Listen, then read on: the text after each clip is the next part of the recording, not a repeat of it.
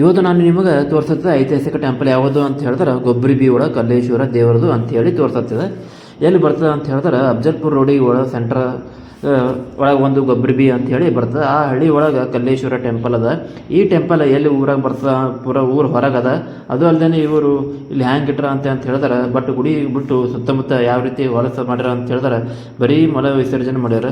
ಅಷ್ಟು ಗುಡಿ ಅನ್ನೋದು ಮರೆತು ಭಾಳ ಹೊಲಸು ಇಟ್ರೆ. ಅದು ಅಲ್ಲದೆ ಇಲ್ಲಿಗೆ ಹೋಗಿ ವಿಸಿಟ್ ವಿಡಿಯೋ ಮಾಡ್ಕೊಂಡು ಬಂದು ಹೇಳಿದ್ರೆ ನಮಗೆ ಅದನ್ನು ಕ್ಲೀನ್ ಮಾಡೋಸಕ್ಕೆ ಬಂದೀವಿ ಅಂತ ಈ ಗುಡಿದವ್ರು ಭಾಳಷ್ಟು ಜನ ಅಂದ್ಕೊಂಡು ಹೋಗ್ಯಾರ. ಇಟ್ಟರು ಯಾವ ಥರ ರೀತಿ ಹ್ಯಾಂಗೆ ಹೊಲಸು ಮಾಡಿಬಿಟ್ಟು ಭಾಳ ಗಲೀಜಾಗಿಟ್ರೆ ಭಾಳ ಜನ ಗೌರ್ಮೆಂಟ್ದವ್ರು ಬಂದು ನೋಡ್ಕೊಂಡು ಹೋಗ್ಯಾರ.